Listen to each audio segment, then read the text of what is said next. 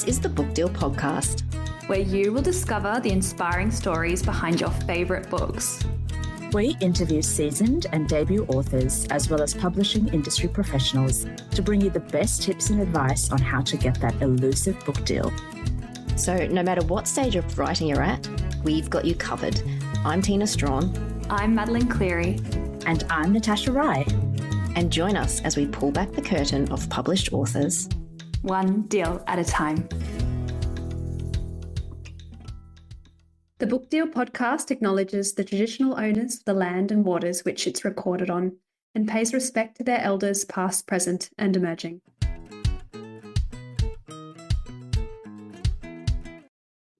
Hello everyone, I'm Tina Strawn and welcome to the Book Deal Podcast and our very first author interview for 2026.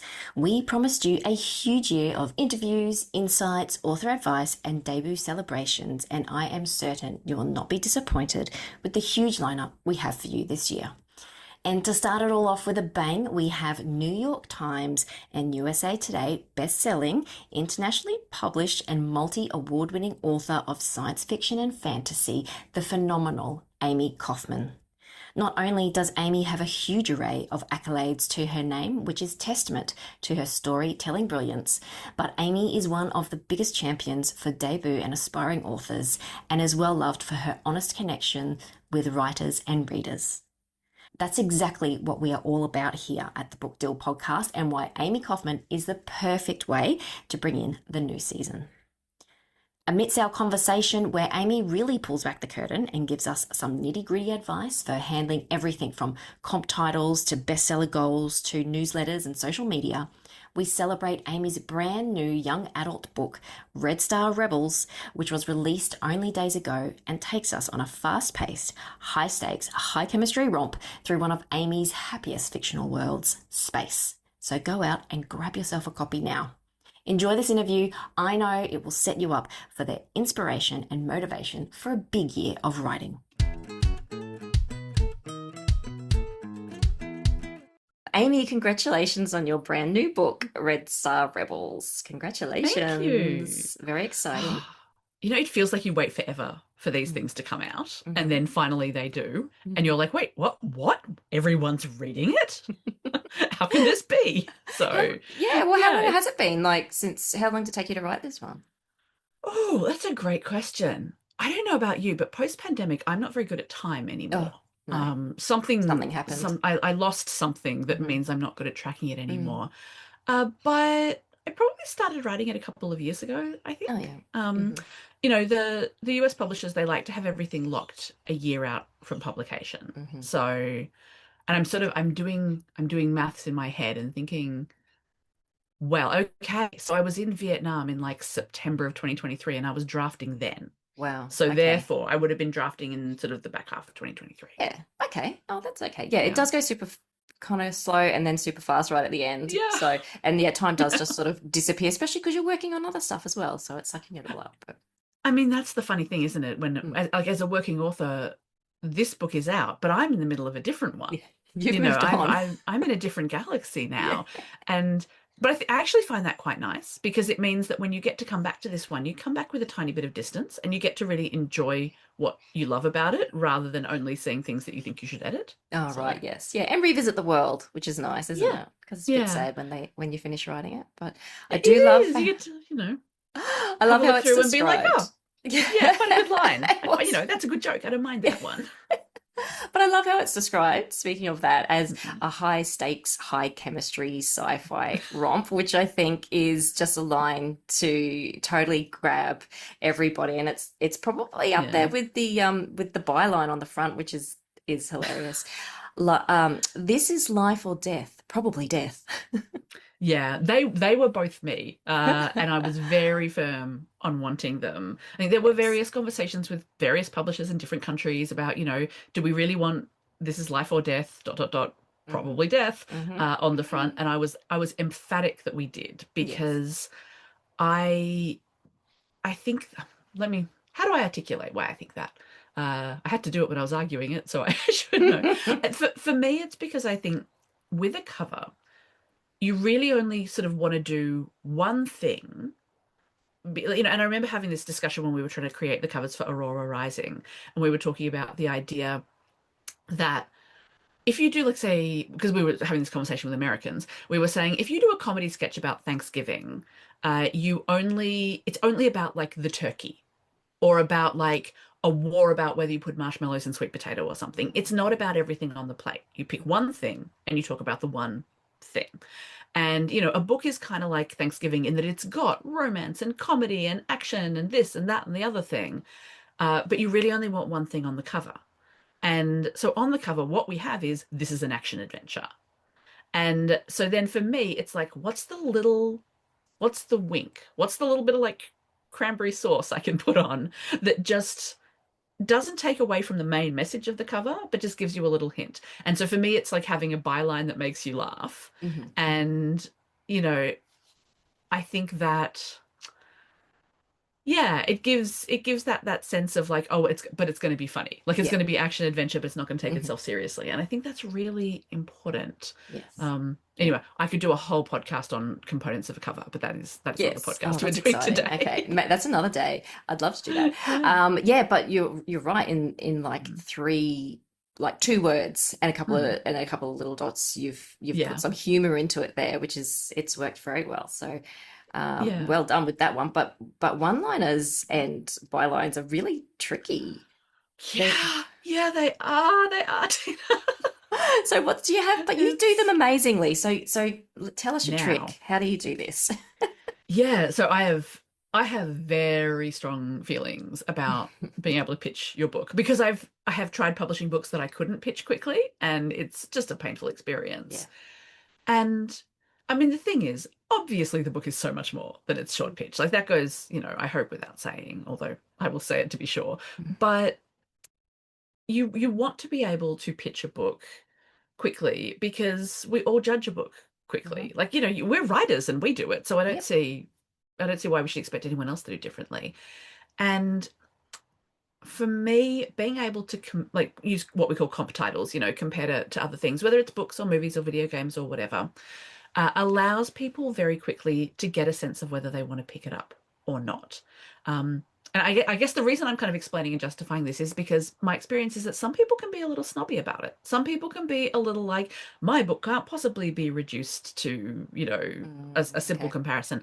And like to that, I would say, like, would you hand someone a plate of food and be like, I refuse to disclose what this is. You should eat it.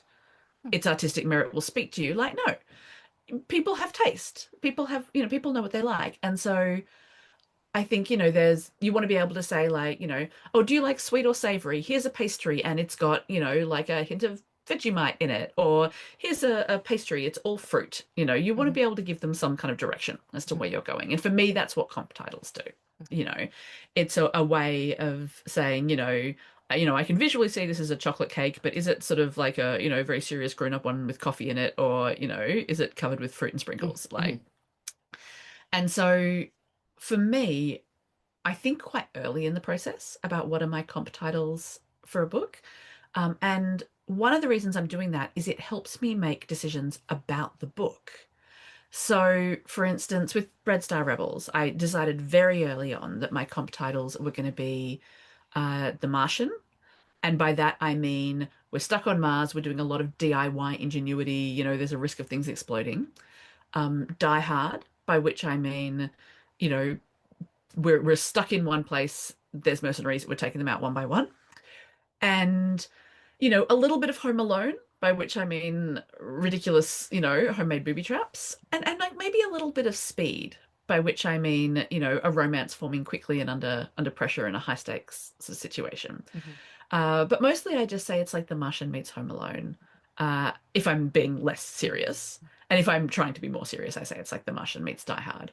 And people know what it is, and they know if they want to pick it up, and they know if they're going to enjoy it.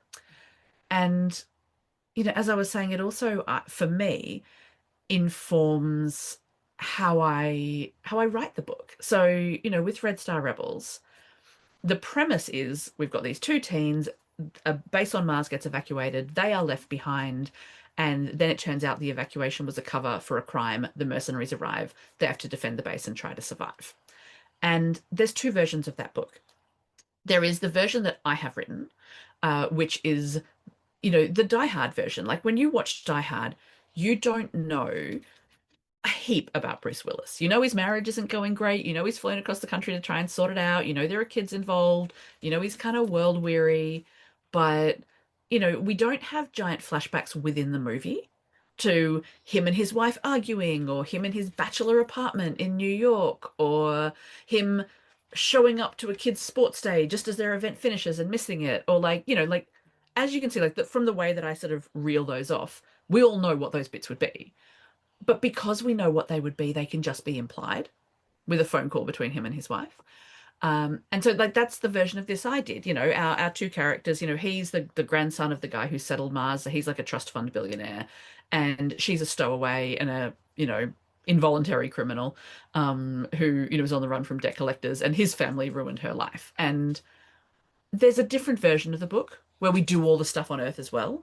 We do all of the succession style jockeying that's happening in his family, and we do her, you know, descent into poverty and all the things she tries, and we, you know, use that as a analogy for the development of Mars and how the haves and have-nots are, you know, taking her. And you know, you can see that version as I say it. But I decided, because I had decided I was going to write The Martian Meets Die Hard, I was like, no, I'm going to do the Die Hard version. And it allowed me, this is a very long way of saying it, it gave me sort of a filter through which to pass a lot of my writing decisions. So for that, I think it's very useful, as well as being able to pitch your book to people. But mostly also, oh, it's really hard if you can't pitch your book to people. Yeah. I have a podcast called Pub Dates, which is sort of 2 years of myself and Kate Armstrong talking about two of our books as they come out. And there's an episode, a very early one, possibly the first one, where we spend like an hour trying to work out how to pitch these books. And we record it to make the point that like it's not that easy. And because The Isles of the Gods is something I started in 2013, I started it way before I ever had this sort of, you know, this idea in mind that I was going to know how to pitch things. And like, boy, did it show when I was trying to explain what the book was to people, because it meant that it took me probably 6 months after the book came out to get really good at describing what it was about. Whereas this one, I can do right now. Yeah, it's solid. I like it. Yeah. Yeah. But it's so true. So you've got The Martian, Home Alone, Die Hard. You say those three names of those movies, and everybody knows, even if you haven't watched it, you know what the vibe is. You know what it is, right? Yeah, which is so absolutely. important, because like you said, what you're describing and reading it on the back, if you had different comp titles, it could be a whole different picture in your mind. Completely. Yeah. And that's certainly a piece of advice. I know we have a lot of sort of aspiring and early career writers who listen, is when you're picking those comp titles, present them to a bunch of people, not just writers, but, you know, readers and just, you know, people in your family or whatever, and say, what do you think of when you think of X? And make sure that they all think of what you think of, because it might be one of your favorites. That might be why you're using it as inspiration in a comp title, which means you might have a more complex interpretation of what it is than everyone else. So. Yes, that's true. And I love that you use movies, because I think that they just create that picture in your mind really quickly. Yeah. I mean, sometimes I use books, but this one, I think it's because it's such a fast moving action book, you know. It's more of a movie than a book in some ways. Yeah. And you can use both at the same time for one book, For right? sure. You can say Die Hard meets give me an example. I mean, Any other book. The Martian was a book It first. was, that's true. Yeah, I read it before I watched that's it. right. Yeah, that's true. So yeah, so you can use books as well. You also mentioned video games. You could like Yeah, I mean, so I write for video games, so I think about them a lot. But I think you absolutely can. I mean, you know, we saw The Last of Us on TV. It was the ultimate. But I think, you know, particularly video games with really strong world building can be really helpful for that kind of thing. I think, you know, and again, they've got to be pretty universal. But like if I said, oh, it's like Assassin's Creed, but it's set in, you know, the Fifth Element.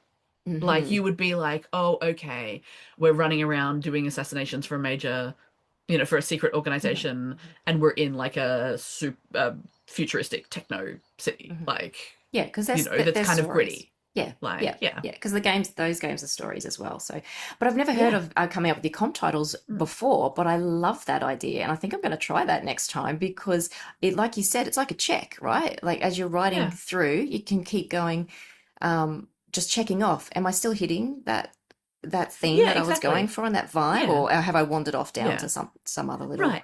And like if you wandered off and you say, yes, I've wandered and I'm delighted, then that's Yes. fine, Yeah. of course. Yeah. But, you know, like in this particular case, for this particular book, I had a very clear idea of what I wanted it to be. So it worked as a really helpful filter. Hmm. Yeah, yeah, Yeah. and the comp Yeah. titles are really important for communicating to your readers and Yeah. potential readers and to the Yeah. publishers as well. Like you said, a lot of people Yeah. say we need to know where the publishers want to know where it will sit on the shelf. Who is it sitting next to? Absolutely. Well, yeah, absolutely. And you know, you always need to be able to say, you know, for readers of, if you loved. And that's also for booksellers because booksellers have a lot of books coming in every week. And like they are book lovers, but they are not superhuman. They cannot necessarily read all of the books as they come in. Yes. So for them, you know, being able to get something from the publisher that says it's for readers of this or it's like this meets this, you are giving them the gift of being able to hand sell that book, which is what they would love to do. But if you give them a little bit of help by explaining what it's about, I think, you know, yeah, Yeah, yeah, and shows you that you know your market as well, where you're marketing absolutely. it. Yeah, Yeah. So tell us a little yeah. bit more about Red Star Revels. Were you trying to send a bit of a message with this book, or is it just really like it says, it's just a nice, fun, action-filled romp? It's, I mean, partly it was me. I was trying to decide what to write next. And I was chatting to an author friend of mine, Alexandra Bracken, and I was saying, I've got all these ideas and I don't know. And she said, if you could just do anything that would make you happy, what would you do? And I said, I think I'd go back to space.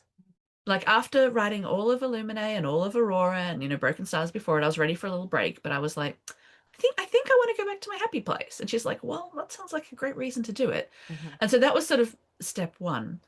But I think the other thing I really like about science fiction is even when you set out to write a romp like I have, like it's just, you know, banter and romance and fun and, you know, action scenes.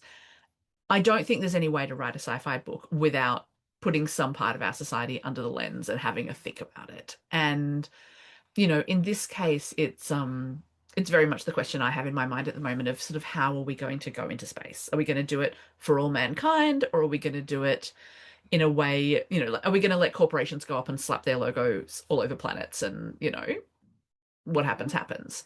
And you know, obviously I'm hoping for the former.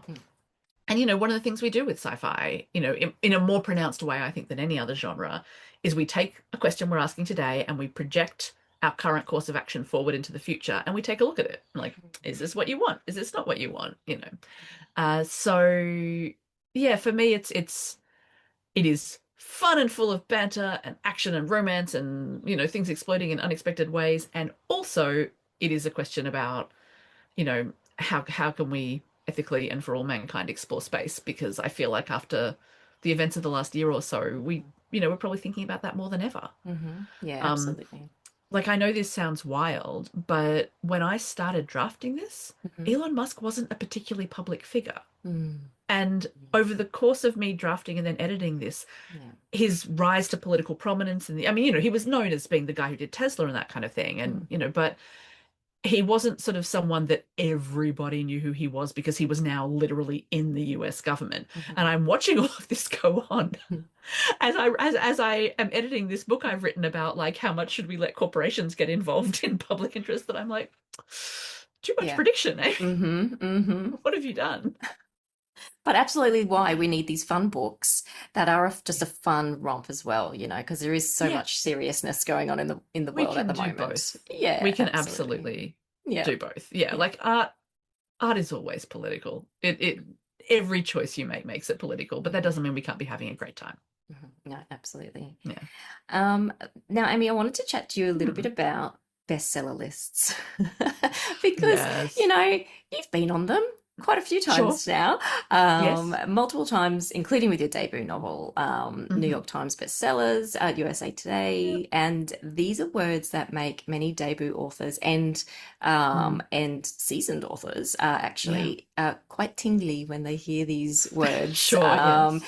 So give us a little bit of an insight, Amy. How does this work? What does it mean to you? How does it feel to be Yeah. a bestseller? And is it something we should all have on our list of goals and Oh, achievements?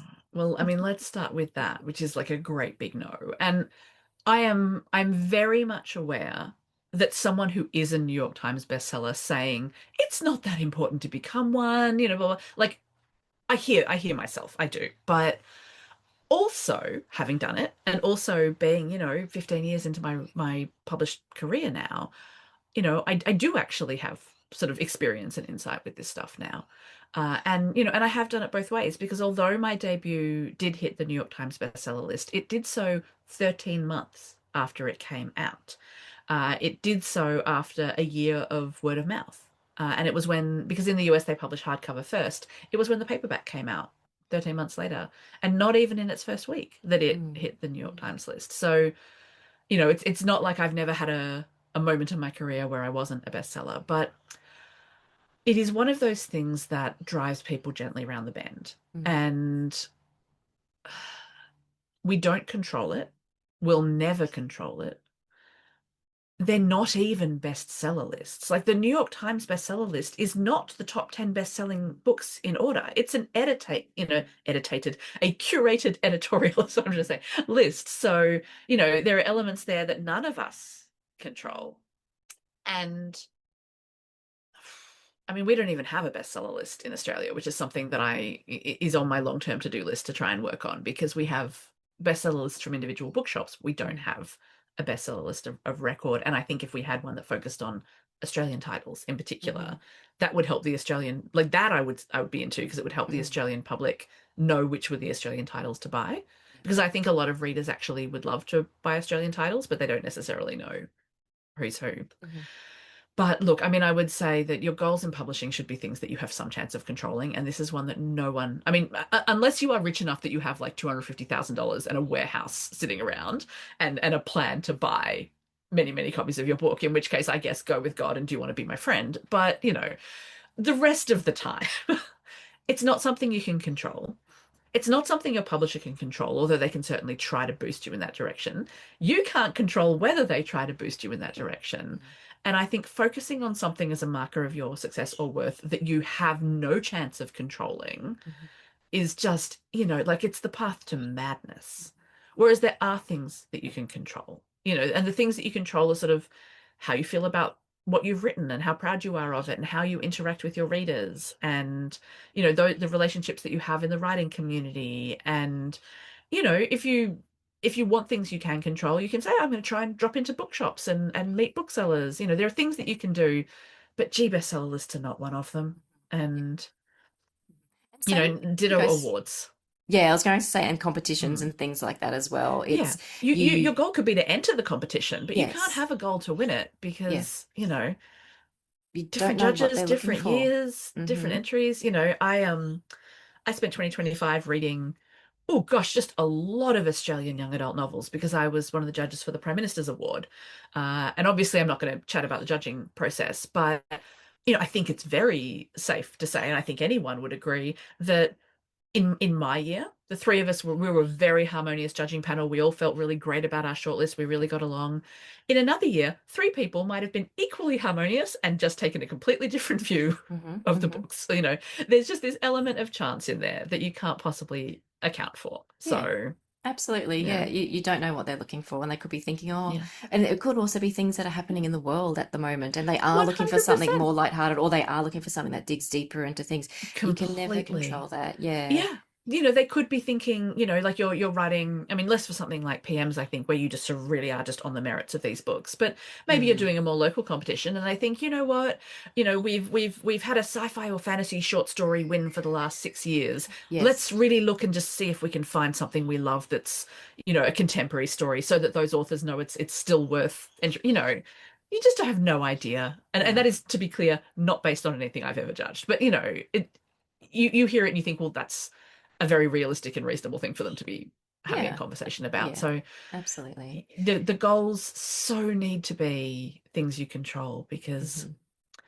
we're so bad. Can I do my tiny rant about celebrations? Absolutely, rant away. I know you know how I feel about this. I just think we as writers are so good at moving the goalposts on ourselves. So we say, if I can start writing my book, that will be amazing. And we start writing it and we go, well, you've only just begun, haven't you? And then we say, if I can write the first act, oh, I'll really be on my way. And then you write the first act and you go, well, yeah, but it's going to need a lot of work, isn't it? And then you say, if I could draft a book, incredible. And barely anyone drafts a book. And then you draft it and you go, yeah, but it's terrible, isn't it? First drafts are always terrible. And then, ditto editing it, ditto querying people, ditto publishing the book. You publish the book and then you go, oh, yeah, but it's not on any bestseller list. It didn't win an award. I went to a bookshop once and it wasn't in it. And I just think, like, we are animals and we work on a reward system. And when you continuously promise your little brain a reward, and then every time it reaches the place where it was told it would get the reward, you instead hit it with a stick, your brain is not going to want to do the thing. So if for no other reason than this, I would say celebrate all the time. Celebrate every little. I'm a great celebrator. We've always got champagne in the fridge at our house. If anyone comes to our house and something's gone right for them, we're popping champagne for them. Like, I love to celebrate stuff. But that's a very deliberately cultivated skill. But so I guess, the top note reason to do it is, if no other reason, you will stop yourself from writing eventually if you keep beating yourself up. But I would also say, I guess, and this is a little more abstract, but you are going to have spent the time doing this thing one way or another. So you can spend it miserable, or you can spend it remembering that you are voluntarily doing a thing that you really love and enjoying it and celebrating it and being like, got some words down. And if you're going to have spent the time anyway, I can't recommend highly enough spending it in a way that, is positive and celebrates what you're doing. And Yeah, you spend a lot of time doing it. It's a lot of blood, sweat, and tears, so you might as well find joy in it. Yeah, I've been reading and listening to some podcasts recently that talk about setting goals and, where you want to be. And it really does talk about, like we were just saying, mate, if you have something on your list, like I want to be a New York Times bestseller, that's your goal. Have a think about why that is, though. Like, what is the core need for that? What will that give you? Is that validation? Is that you think you'll be rich? Is that, is it that girl at school? Like, what is it? That's trying to prove a point. Or is it actually because you equate that with, it means that I will be connecting with more readers or something. And if that's what you really want, to connect with more readers, then the New York Times bestseller list is maybe not the way to go. And do the thing that brings you joy and that you do 100%. Have control over, and connecting with your readers. Yeah. Well, and I think it's also, for a lot of people, they feel that hitting a bestseller list is a validation of their writing. And to that, I want to say, and I think this becomes clearer to authors the further they get into their careers, that's just not the case. I mean, I know so many authors who are unbelievably talented, who blow me away, who are not going to hit the New York Times bestseller list. And it's not a lack of merit. It's that, they haven't been set up with the kind of bonkers marketing campaign that creates a New York Times bestseller. That's the difference. And I think it's a great pity when, oh, hello. Oh, are you coming on my lap? Okay, hang on.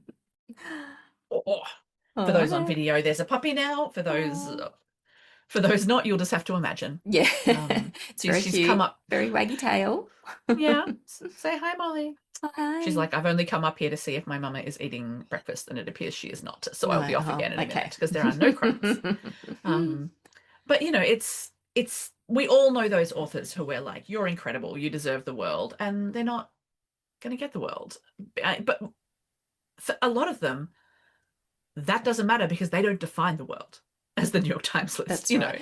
And they could be absolutely 100% happy and fulfilled with exactly where they are. The New York Times means nothing. Yeah. And I know it is so trite, and I apologize, but it really is a case of, if you're not happy without it, you will not be happy with it. Because I have watched this time and again. Someone gets a huge book deal, or they get the New York Times list, or they get whatever the big achievement was, and they fist pump and they scream their excitement, and then the very next thought is, oh my God, how am I going to do this again? Well, there's all that comes with it too. They don't even enjoy it. They just, the immediate thought, there goes the puppy, the immediate thought is, how can I possibly write another book that's going to get on the New York Times bestseller list? Or, oh my God, how can I possibly sell enough books to justify this advance? And it just Yeah. Yeah. Hmm. If you're not Yep. trite, it Yep. may be, but true also. If you're not happy without it, it's not Yep. bringing you No, happiness. absolutely. Mm. Um, I wanted to, you were talking before about Mm. celebrating. I love the amount of food Mm. analogies in our conversation. And popping There's always food champagne. wherever I am. Do you still, because you've got Mm. quite a few books out now, Amy, do you Yes. still celebrate every single one? Do you still like on launch day, do you still do Yeah. something special? Yeah, probably more than I used to, I think. I think I used to think, oh, I better be on social media doing XYZ or I better be doing whatever.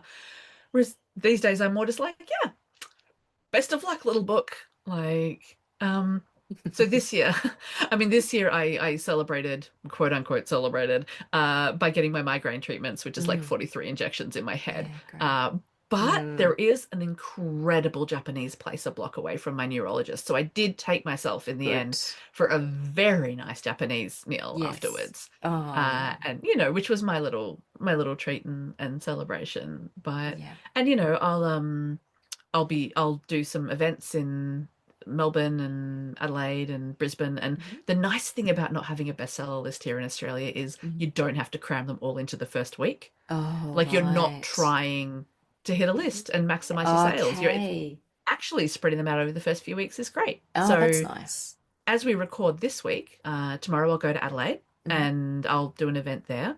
And like I don't know what the Adelaide crowd will be like, but I just really like to go. I haven't been in a while. And then I'll do Melbourne.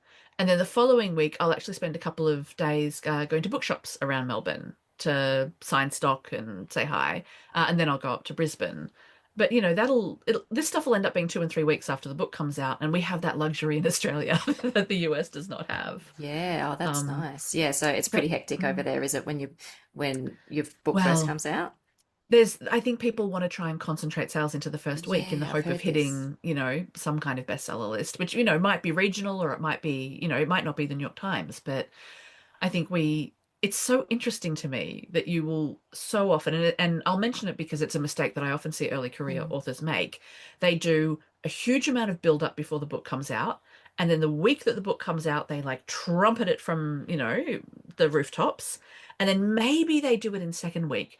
And then you'll see them mm, post something like, I'm being so exhausted from this book launch. It's been incredible, but I'm so tired. I'm going to take a little time offline and refocus on my work. And, thank you all for reading. And like, mm, that's a beautiful sentiment. mm, But assuming that they want to sell a lot of books, which I am assuming is what all of that previous effort was aimed mm, at, mm, like if you're more relaxed, this maybe doesn't apply. But mm, assuming that your goal is I want to move a lot of books, that's why I did all that socials beforehand. mm, That's why I'm doing all of it. Then on on that basis, the returns period for bookshops is it's in the US, and I don't know if it's the same here. I think it is like 6 to 8 weeks. So actually, you want to be marketing that book all that time to get people going into the bookshop and picking up copies so that they reorder rather than returning. I mean, this is me really pulling the curtain aside a little bit here, but I feel this is what your listeners will It's get the very most value important. out of. It is really important. Yeah. I think we have a little bit longer here. I think we've got six, sometimes 12, up to 12 months, I think, for Right. returns. So Before we they do, return. so that's even more Yeah. important. There's a But long push there. this is the thing but if you just like go and have a lie down after 2 weeks, like, no, no, no. You're still in the period where the booksellers probably haven't had a chance to read your book. And so you can draw attention to it by having people walk into bookshops and buy it, which may be partly through your efforts. So, don't don't stop. Yeah, it's longevity. I think Yeah. that's what you want, isn't Yeah. it? I mean, it's to Yeah. sell heaps in the first couple of weeks is great, but really Great. you want that longevity so that they do get Yeah. reordered and you do build this Yeah. following. Like you said, your Mm. debut book was 13 13 months or something months. afterwards. Yeah. Absolutely. Yeah. So And we it's chatted about it for 13 mm, months. yeah. Yeah. It was God bless. So in the US, the New York Times list comes out on a Wednesday afternoon. Hmm. And so here in Australia, that's a Thursday morning. And so, insofar as I ever thought about it, I thought about it as a Thursday morning thing. And so I was on tour for book two in that series, funnily enough. And my writing partner Meg and I were in a hotel room, and we start getting these emails from our agents saying, like, we're going to be calling you in 5 minutes. It's urgent. And I thought someone had died, Tina. Oh, I yeah. was, Yeah. well, it was only 6 weeks after I'd lost my dad, so I was very much in that headspace. And we thought something awful had happened. We thought that it was them saying, make sure you're together, make sure you're sitting down, like Oh, we're going to call with bad news. yeah, right. And I don't know why I thought they were the ones breaking the news. About Like, about but your family, but yes, right, your but brain does I was strange things. Yeah. well, and I was on tour and I was very tired Yeah, and hadn't yeah, slept yeah. well, and I think my brain to some degree still wasn't really even back in Mm. place after my dad. But they ring, and my editor's on the line as well, and she says, "Well," and I said, "Well, what?" And that's when they all realized we had no idea what was going on. Right. Because to add to everything else, it was a Wednesday afternoon when this call was happening, and in my Yeah. head, Oh, yeah. bestseller calls don't happen on a Wednesday. Ah, So yes. Oh, gosh. yeah, Okay. Oh, well, that would have been a lovely yeah. relief then. Who would have thought? Was it It ever? would have Was blown it your ever? mind. And then we just dusted ourselves off, went and did an evening event, Yeah. and came home and ordered chocolate ice cream on Yeah. room service And and and charged life it to goes on. Disney. Yeah. Yeah, pretty much. Pretty Oh, that's much. incredible.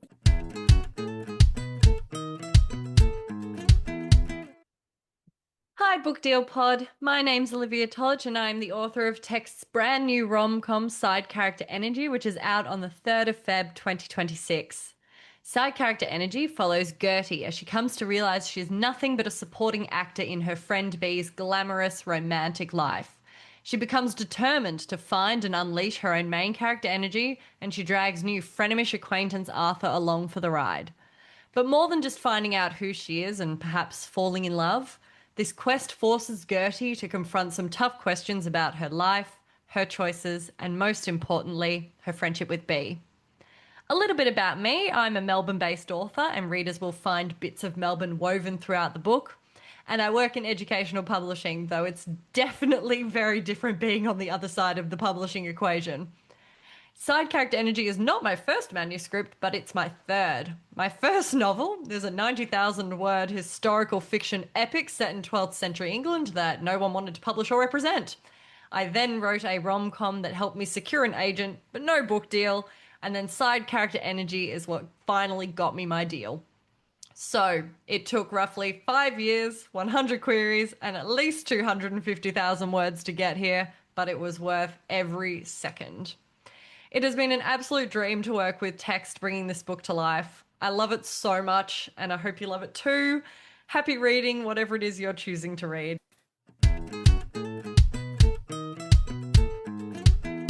Besides the bestseller lists, people don't just love you for your best-selling books, Amie. They love you for your willingness to share your knowledge and connect with readers and writers like you're doing now, sharing all this information, pulling back the curtain. It's really appreciated.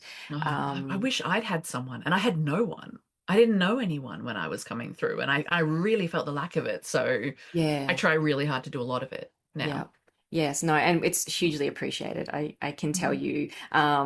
And it still happens. There's still, debut authors Yeah, just out there, and aspiring authors, just yeah, trying to find this information that for some reason just isn't as widely yeah, available. And I guess it is different for each author and the advice that they can yeah. give. So yeah, it's why is it Right, so that's it. I important to mean, you, Amie, to share that info? oh gosh. I mean, well, because it's such a weird solo sport and you have no idea what's normal or what's meant to be happening, which I think is really tough. And I think, as you say, you need all these perspectives because, what I say to you with confidence, someone else will say the opposite with confidence. And that's okay. That doesn't mean that there's no answer. It just means there's different answers for different people. And you need to be listening to different voices and figuring out who it is that you think that you kind of align with. Yeah. But I also think that there is, and I hope as I say this, it doesn't sound too kind of commercial and Machiavellian, but I think there is this thing with writers where we are expected to be pure artists and we don't worry about, filthy money and we don't worry about, commercial success. We just live for the art.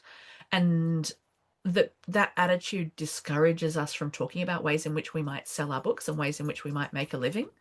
But I don't see why you can't do both. I don't see why you can't be making the best art that you can and loving it. And it doesn't mean you're selling out or, Mhm. in some way writing something that you would never have written otherwise, but you're just doing it for the cash. Mm. You can be writing what you love and still want to most effectively find an audience for it, and want to most effectively bring publishers and booksellers and librarians on side. And, I think that's fine. And I just think we get a bit hamstrung by this idea that, I mean, you heard me even saying, oh, I hope I don't sound too commercial as I said it. And like, so, it lives in me as Yeah, well. yeah, This idea that if we talk about how to sell books, we're somehow diminishing our art. And I just don't buy that. And so I think talking about how it gets done and how it works is really important yeah, and really yeah. helpful. Yeah, and sometimes it's Something the we should do most more of. practical things that people have the questions about. Yeah. And because all publishing houses are different, and Yeah. different sizes, and some have publicists, some don't have publicists, and there's Yeah. so many different things. And even just the practical stuff people want to know. It's the same questions, because I was in the 2024 debut crew, and I got to be in Yeah. the 25 too, because my publication date got pushed out. Yeah. And I hear it's very similar questions with the 2026 crew. I'm Just sure it things, is. Yeah. like, how far out should I start pushing my book? Should I do, how Absolutely. should I do that? Is it just who's Yeah. finding, who's using Twitter, who's finding it works on, Instagram better, or, how do I, Yeah. read my contract? How do I read my Yeah. royalty All this statements? stuff. All the things. Yeah. There's I mean, so many yeah. questions. And it's always the same, because every year Mm. for the last few years I've done a sort of a AMA with the Australian debut groups, where I just jump on Zoom for a couple of hours and go, ask me, and I'll overshare, and they ask me and I overshare, and it's always the same questions, because it's the stuff that no one talks to you about. So yeah. I mean, I look back to the start of mine, and I had no one to ask these things. This is how Jay Christoph and I became friends, is we were the only two people we knew in Melbourne who were publishing a book. And Ah, so, we would like have brunch and ask each other, like, do you know what this is? Do you know how this yeah, works? And yeah, try to figure things out yeah, together. yeah. I didn't register my books for ELR and PLR for like 3 years after I was published, because I didn't know it existed. So, Yes. it's Yeah. And I think I only know it mm, exists through, well, the first I heard of it was through mm, my debut cruise, I yeah, think, telling me about it, which is yeah. pretty incredible. So anyone in the debut crew or recently published, Mm. make sure you sign up for Make your sure you ELR and register, kids. Get PLR. your money. Yeah. Yeah. So thank you for all your help, Amie, in Mm, that. And that's the other reason why we yeah. wanted to do this podcast as well, Mm, because we have all these questions. Everyone yeah. had the same questions, and we're like, well, Of course. I had these Yeah. questions too, and we love hearing everybody's Yeah. stories and takes on that. So here we are interviewing people and Yeah. trying to share that Yeah. information too, and picking everybody's brains. But Yeah. and another reason why it's Mm. important to have a writing community as well, isn't it? Yeah. If It you really can. is. Well, and to go back to the celebrating, if you forget to celebrate, they will, generally. That's why it's really helpful to have your crew around you, so that Yes. if you go, I've finished my draft, oh, tomorrow I have to start crawling through edits, Yeah. they will probably be like, wait a minute, you Yeah. finished your draft. And, Yes. I have Absolutely. my writing group like that. We're on Slack together. We Mhm. start every morning by saying good morning to each other, and Oh, have that's done for brilliant. years now. It's, That's really nice. That's really yeah. nice. So, apart from having connecting with other writers, connecting with your Mm, readers is super important too, isn't it? And yes. I see you reaching out Mm, in all different places, to connect with your mm, readers. Like I've seen you on little Reddit mm. subgroup chats and things like that, which has been, Oh, only when I'm invited. I'm not I have to admit, I'm not a great believer in Reddit. It's just too, I mean, Reddit is, if you're like, this obscure screw in my washing machine isn't working, Yes, Reddit is the yes, only place to go, because yeah, some person in like 2007 had the same problem and has taken the trouble to write yeah, directions for yeah. you. It has its purpose. Um, Yeah. it has. But beyond that, I must say I've actually only been on Reddit about twice, and that's Well, when I I get found it. asked to go and do like a Q&A, because Yeah. I But that's really amazing, because that's yeah. directly But connecting that was like a with. very, very diplomatic pause from me. I find Reddit often, the publishing parts of Reddit, to be very full of people giving very emphatic advice based on Yeah. a data set of one. Yeah, right. Yeah. And, Okay. there's a lot of Dunning-Kruger in effect there. There's a lot of, the less they know, the more confident they are. Yeah, right. Um, So but not. I do the Q&As there. And I'm also, I'm active on Instagram, and I have a newsletter. And I certainly I split my, I make sure that more of my time's on writing than anything else. Yes, yeah. Can you chat to us Yes. about some practical advice on with newsletters? Because Oh, we do yeah, I love get my that is newsletter. probably one thing that I've heard a lot of is to start a newsletter, and for various different reasons. And one is Yeah, to it's a good way to share your information and yeah, with people who have they've taken the time to actively sign up, which means they, 100%. they do want to Mm-hmm. hear. Yeah. But also, I've heard it's good for it is probably one of the only other things that you can Mm. control when it comes One to. completely. I mean, I think for a start, like it's great if you want to build your presence on social media, you go for it. Mm, But I have been around long enough to watch various types of social media rise and fall. And, mhm, mhm. I haven't been on Twitter in several years. I left, yeah, I left some years ago when I was in the middle of one of the worst days of my life, attempting to organize a totally unexpected funeral for a very ill friend who had suddenly Mm, and unexpectedly died. And you can imagine the day I was having. mm. And meanwhile, there were people on Twitter screaming at me because I hadn't commented on their latest scandal, and they felt that if I didn't comment, I might be condoning it. Whereas in fact, I was just A, busy with something else, and B, entirely uninvolved in the whole thing anyway. So Yeah. uh, the gift of that day to me was clarity about what kind of platform I was on, and so I left. Um, and in the subsequent years, every so often, like my husband would go on and retweet like a tour thing for me or something, but I was like, Yeah. I'm not looking. But I don't really remember how many followers I had on Twitter, but I think it was quite a few. It was like a few, Mm, 20,000 or something. yeah. And the effort that went into gathering them, such as it was, well, that's wasted now because they're gone. And I think most people have now left Twitter because, it's turned into a cesspool. Yeah. And, there's nothing to say that Threads will be there in a few years. There's nothing to say that, Instagram's flooding itself with, AI content, and it's hard to see people you follow. And, Yeah. the people who follow me on Instagram, about 10% of them see each thing that I post. Mm, And mhm. it's like, okay, I mean, one would assume that more than 10% of them probably wanted to see it, Yeah. but Yeah. they don't get that Absolutely. choice. No. And so for me, this is where the newsletter comes in, is social media may rise and fall, but your email address is almost forever. And, most of us have the same email address for many years in a row. And, we check it fairly regularly. And people who are on your newsletter, they didn't join your newsletter because you did one funny post that was nothing to do with your writing. They joined your newsletter because they are a reader of your books, and they would like you to tell them when a new one is coming out. And sometimes they'd like you to tell them some extra stuff about, your latest book, or take them behind the scenes, or, talk about the ideas, or whatever. And so I think for a start, there's this different relationship because they've literally said, oh, excuse me, would you mind telling me next time something's coming out? You're not Yeah. selling to them. You Yeah. are responding to a request that they have Mhm, made. mhm, I think that it is easier for you to get to them because they're mhm, more likely to check their mhm. email. Yeah. And I think that there's more room to stretch your legs as well. Mm. Like I will be, after we finish this conversation, I will be going and sending out one of the nerdier newsletters I've ever Mm. written. I take a lot of time and effort over my newsletter. Yeah. It's my big way that I communicate with my readers.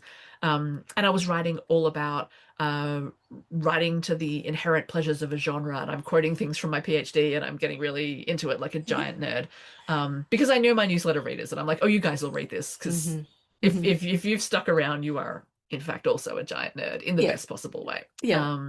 So I always say to authors who are starting out, just start gathering email addresses. You don't have to use them straight away, but start gathering them as soon as you possibly can. And it might be that early on you think, well, I don't have very much to talk about. That's fine. Maybe you just send one every quarter or one every 6 months, and you say, hi, this is a quick, email to remind you that you're on this newsletter, and I'm so excited because my book is now coming out in 4 months, and I'll be with you in 4 months to talk all about it.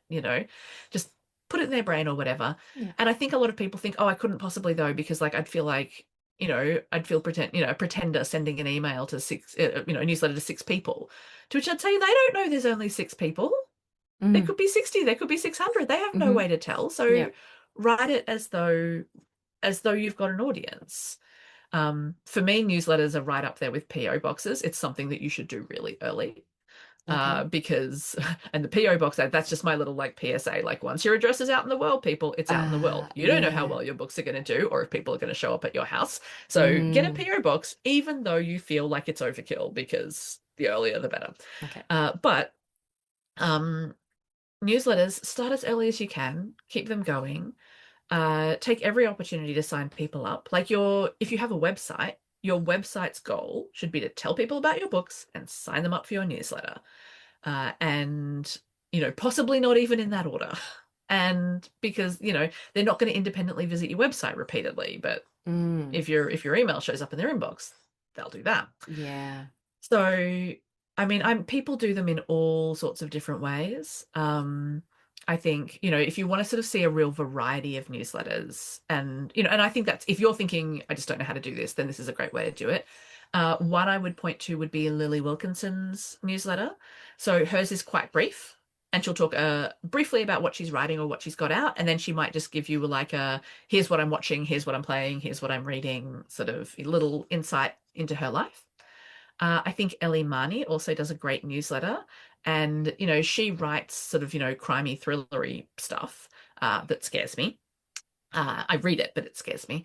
And Ellie will often bring you weird crime cases that are like not related to her book, but it's like if you're into her books, you will be into these weird crime cases as well. My newsletter, I'll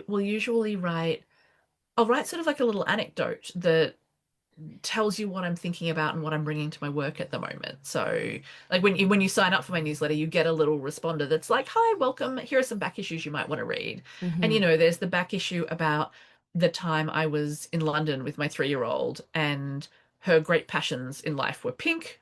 She was really into Barbies at the time and she wanted to ride a double-decker bus in London. And then suddenly a pink Barbie double-decker bus drove straight past us, like all done up in movie livery. And instead of going, wow, look at the bus, I like jammed her under my arm and yelled, I'll call you, to my husband and ran off down the road after it and got her onto this bus. And, I was talking about the importance of spontaneity in that email. Yes. There's another one where I talk about some like disastrous building works in Paris that we encountered. It was what was meant to be the most romantic and fulfilling moment of my life, and how sometimes, actually whatever happens is perfect. And, like I said, this month I'm talking about not trying to be too cool for the passions of your genre. And the tropes and the stuff that you love in your genre. So, those are like 3 very different newsletters. Yeah. I read Lily's and Ellie's to the end every time. So they're obviously working for me. Yes. Yeah. And, Tamara Moss does a great one as well. Her upcoming book is like about an escape room. And in every newsletter, there's like a riddle or a puzzle for you to try and figure out, and then you get the answer in the next one. So again, like if you like that, you will like the book. Like it's a good So there's a million ways to do this, is what I'm saying. And maybe just play with it to start with, right? And see what you feel comfortable with, because that's also the biggest thing. If you're not feeling comfortable with it, you're probably not going to keep it up. You're not going to keep going. It's also totally fine to just do a really factual one where you say, hi, I'm just letting you know that this book is coming out and I'll be at this festival or I'll be doing this thing. And as a reward for opening, here's a photo of my cat. And that's the whole thing. Like that's also totally fine. And short and sweet might suit some people, your readers. I mean, one of my favorite romance authors is Serena Bowen, and hers only ever has, here's what's on sale, here's what's new. And sometimes she'll like recommend a book that she particularly likes. And that's it. So there's a million different ways to do it. And I would just so strongly encourage people to start gathering email addresses early. And I list all of these different ones by way of saying, don't look at someone's newsletter and think, oh, well, I can't do that, so I can't do a newsletter. You can do whatever you want. Yeah, do it your own way. Absolutely. And I like that's a really important point you're saying. So for want of a better word, it's like you then are the custodian, I suppose, of your own contact with that person, instead of Instagram, like the amount of authors whose accounts are hacked and have to start again. Yes. And Oh, that's, yeah, it takes years to grow yeah. your Instagram, and Look, even mine isn't huge, but I think to myself, if I had to start again, I just don't even know where I would start. And I if the, wouldn't. If I had to yeah, start I know again, I that, yeah, simply it's a wouldn't. big consideration. Well, and also, you may be having the best time in the world with your publisher and everything may be incredible and you're all friends and you go for drinks or whatever, but you still might not be with that publisher forever. If when I, back in 2013 when These Broken Stars was coming out, Disney in the US were encouraging us, send all your readers to our newsletters and we'll always make sure we tell them when we have a new book coming out. And I don't know who could possibly have given me the advice that, because I don't feel like I would have been savvy enough to have seen this coming. But, instead, Meg and I directed everyone to our newsletter. And it meant that when we left Disney, how many books later? 5 books more? Some number of books later. Instead of leaving behind all of these people on a Disney mailing list who were now not going to be told about our next book, we took thousands upon thousands of people with us who were now going to be told about our next book. So being the custodian of your own contacts is very powerful. Yeah, absolutely. Yeah. And just touching back on the socials, it can Yeah. be such a time suck. It can be such a waste. It can work for lots of people. Some people, that's how they do build their Yep. communities. Mhm. But how do you manage your time on that, Amie? What's your philosophy on socials? Yeah. Look, I am mindful that my advice on this is not necessarily as helpful to someone who's sort of early career or aspiring, because it's all very well for me to say, oh, socials are such a time suck, don't do it, which is kind of what I want to say. Because I've already got people following me and I've already got people aware of my name and my books. And I am not a debut today, so I don't sort of have that level of insight I think that some of them will have.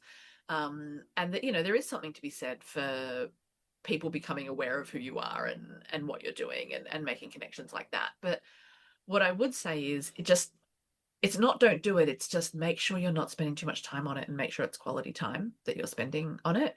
The propensity of kind of society to doom scroll is a whole other conversation. And so I use Freedom, the program, and I have social media blocked 22 hours a day. So I can only get on from 9 to 11. So if I have something to post, I'll post it at 9. And then I'll respond to some comments and do whatever. And then at 11, it just turns off and it goes away again. And that's fine by me. And when I'm not launching a book, I'll bring it down to 1 hour a day or no hours a day. Sometimes I'll just have a day a week that I check it. But right now I'm launching a book and I need to post, more. So the 2-part way that I handle that is I sit down and spend a day making my assets. And for me, that's like I'll put on some F1 or something and sit in front of the TV and watch the cars go round and be doing something that I'm kind of enjoying, and then just build a whole bunch of social media assets.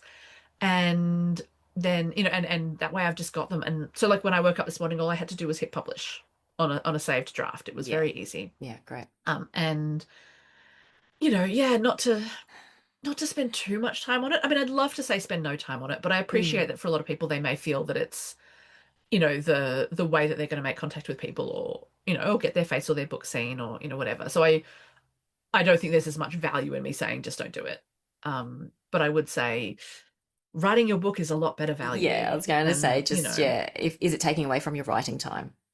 Well, or your time with your family or your friends, or all the other things you should be doing. And I highly recommend, I use Freedom. There's also a great one called Get Focused. There's a bunch of different programs you can use. But I do think that assuming that you and your personal willpower are going to outwit over 100,000 psychologists, human behavior specialists, and computer engineers is the absolute height of arrogance. Yep. None of us are cleverer than 100,000 other people. Come on now. No. And even if in some wild alternate dimension you were, you'd be spending all of your willpower on that. So instead, I just outsource my willpower. Yeah. I think I used to think, I should be better than this. And that stopped me from doing anything to block it. Yeah. And now I've just realized I'm not better than this because I'm a human. And they've designed it to addict me, and I've got a human brain, so it's going to work on me. Yeah, that's exactly true. Yeah. Instead, I've just I cut it off, and what's interesting is I am now not addicted to it.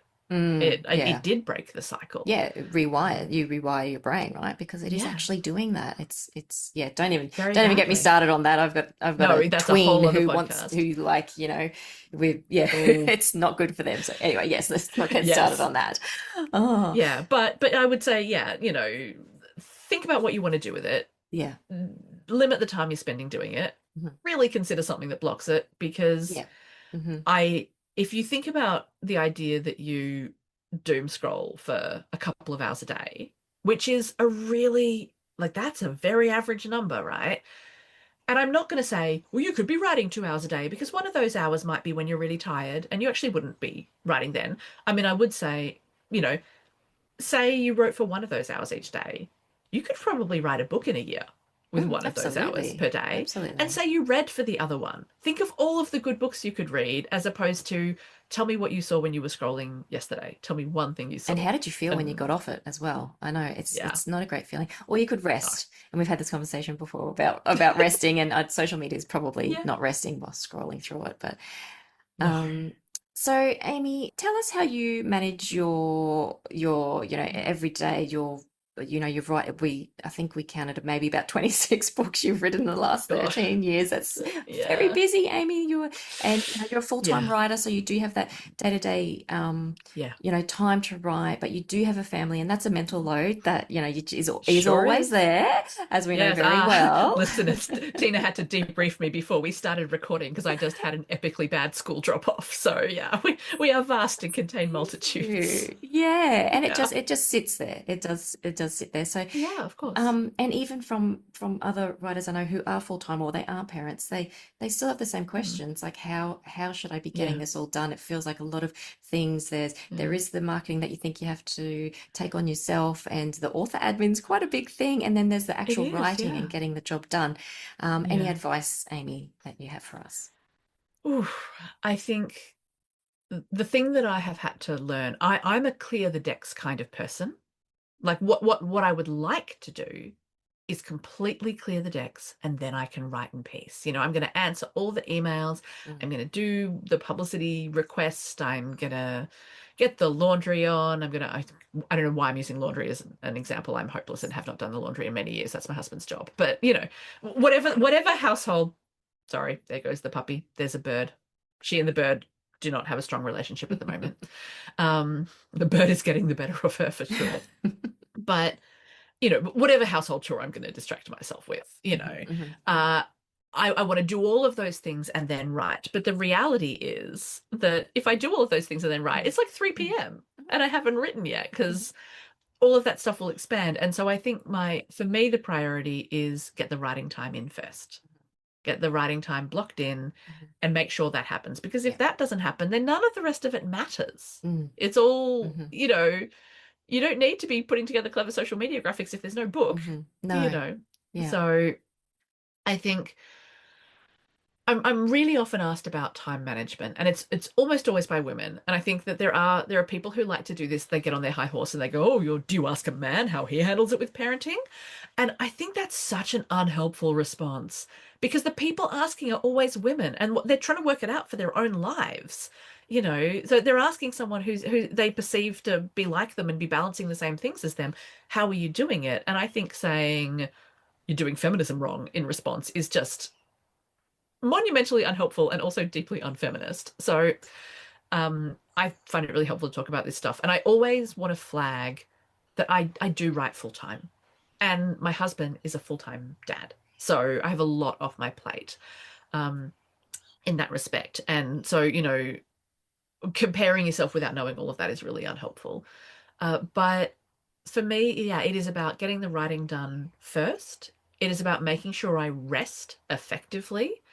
And, I think the thing that I think about with rest is that I would draw a distinction between being tired and being depleted. And tired is when you're tired and you need to have a sleep or, maybe eat something. Depleted is when you've been pouring out of your cup and you haven't been filling it up again. And you have to do stuff to fill your cup, whatever that is. I would say, hilariously, if you sign up for my newsletter and you get the little auto response, one of the newsletters that it will give you in that auto response is has a huge list in it of ways I fill my cup. Like a big, like a literally like I do this, I do this, I do this, like, you know, a menu for people to pick from. So there's your proof, I guess, that this is a thing I think about Yes. a lot. Oh, But good. I think organizing your rest, organizing your writing, and also in whatever way works for you, being okay with the time that you have. I think on my other podcast, Amie Kaufman on writing, I have an episode called Writing When You Have No Time.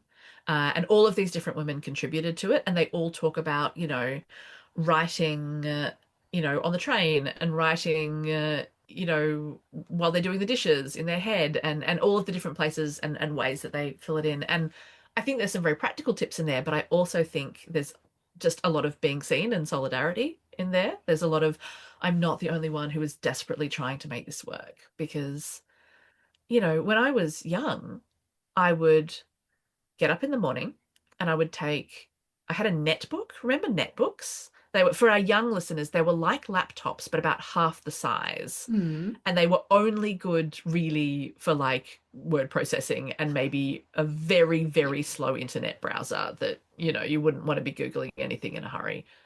Um, were we even Googling? Were we Alta Vistaing at that time? I don't Oh, know. But anyway, I would get up and I would take my netbook, and because I could get a seat on the train on the way in. So, and I would write on the train on the way in, and then I would work my job all day, and I couldn't write on the way home because it was standing room only on the train on the way home. So I would get home, get out of my work clothes. I would spend maybe 2 hours with my husband because I wanted to stay married. And then, about 8 o'clock, I would go into the study and I would write till midnight, and I would do it every night, and I would write all day on the weekend, and it was awful. And I eventually got a very basic infection that escalated into something like life-threatening because I was so run down. But I sort of felt this sense of urgency, like I needed to try and achieve this velocity in order to break into this thing. And so I've done it the hard way. yeah. I spent years doing it the hard way, and I now do it in a considerably easier way where I'm not trying to do a full-time job alongside. But yeah, I think I'm talking in circles now, but I would say do the writing before you do the other things because the writing Yes. is what matters. Yeah. Make sure you are filling your cup. It is more important than posting on social media or, doing the ironing Yeah. or whatever. Yeah. Yeah. Be me, buy clothes that do not require ironing, refuse to iron. Yes. But, make sure you're filling your cup and be okay with whatever speed you're doing it at. That it's okay. You're still moving. It'll all be Yeah. fine. It's not a race, is it? It's not a race. Yeah. No, there are very, very few books that I can think of.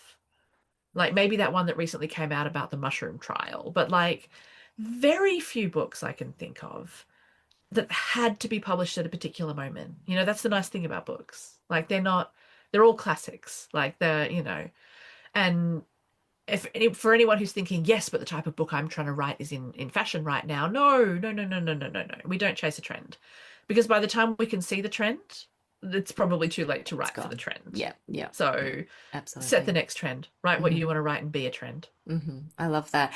We often ask, my very last question was going to be, what are your top tips for debut and aspiring authors? But I think you just gave us so many then that probably would have been your top tips.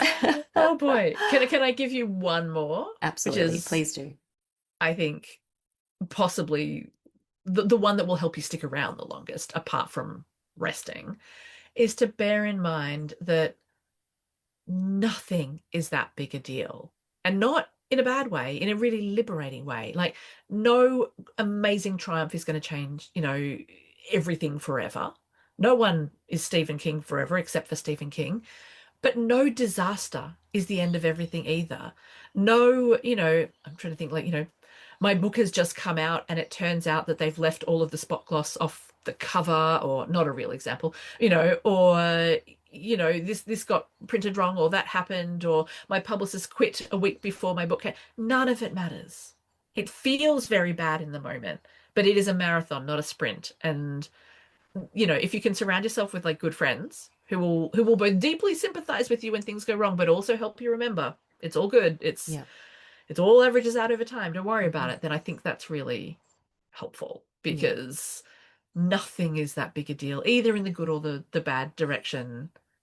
And I don't mean don't celebrate it, and I don't mean No. don't feel sorry for yourself, but Yeah. Don't feel like something can break your career. It can't. You'll Yeah. be fine. Yeah. And just to always remember that no matter what, I think that's incredible advice. Thank you so much, Amie. This has been an incredible interview. I'm sure our listeners are going to find so much amazing stuff and tips and inspiration from this. And thank you for helping us bring in the 2026 year of the Book Deal podcast. This is our first author interview off the ranks, and we told everyone it was going to be a big one. So we're very excited. Thank you, Amie. Yes. Well, let's all write books this year, hey? Congratulations on Red Star Rebels as well. It will be out now when this goes to air, pretty much everywhere. It will, yeah. You know what? Go grab a copy, my friends. There you go. Now I did marketing. Well done. Thank you, Amie. Thank you for listening to the Book Deal podcast. We're able to bring you these weekly writerly chats because of our amazing patrons. Join the TPD family by becoming a member of our Patreon community at patreon.com/the Book Deal podcast. And if you love the pod, please give us a rating or review. And don't forget to follow us on Instagram and Facebook.